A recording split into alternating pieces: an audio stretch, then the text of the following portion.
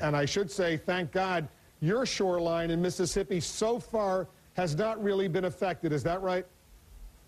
Well, that is, Wolf. You know, it's what's happened with the well is a terrible thing, and we feel awful for our neighbors in Louisiana because they have had a lot of oil and emulsion get in their lands, but we haven't had really any impact. I mean, we haven't had enough oil to hit Mississippi's beach to fill up a milk jug.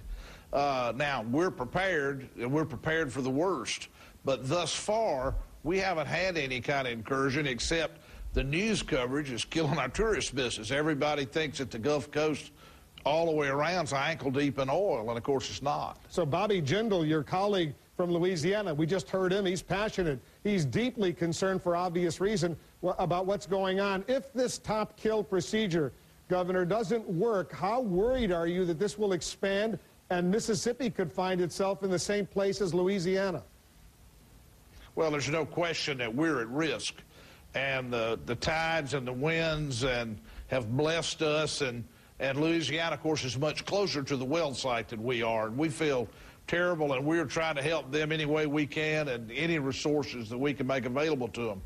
But if this top kill does not work and the well continues to spew out oil, it actually, as you said earlier, it could come out at a faster rate because in the process, they may blow it more wide open, so to speak. We're prepared in Mississippi. We have a multi-layered defense to defend our shores. We've got hundreds of vessels that are ready to go. But yeah, the best thing that can happen to everybody is if today we stop the amount of the oil that's streaming out and then focus on cleaning up what's already out there. When you say you're prepared for that worst-case scenario, what are you doing? Well, we have about 750 vessels that we're in the process of training. Most of them have been trained now with their crews to fight the oil off our barrier islands, then to try to prevent it from getting between the passes, between the barrier islands, keep from getting into the Mississippi Sound. Some of it undoubtedly will if it comes our way, enough comes our way. Then we will try to clean it up and deal with it while it's in the Sound, where we think it'll sort of be like a washing machine going back and forth between the beaches and the barrier islands. Heavily, we will defend the mouths of the bays and the areas that have fragile wildlife habitat on the beach.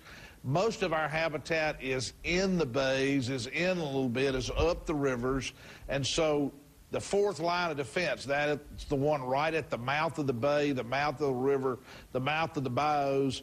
That is the next to last line of defense, a critical line of defense.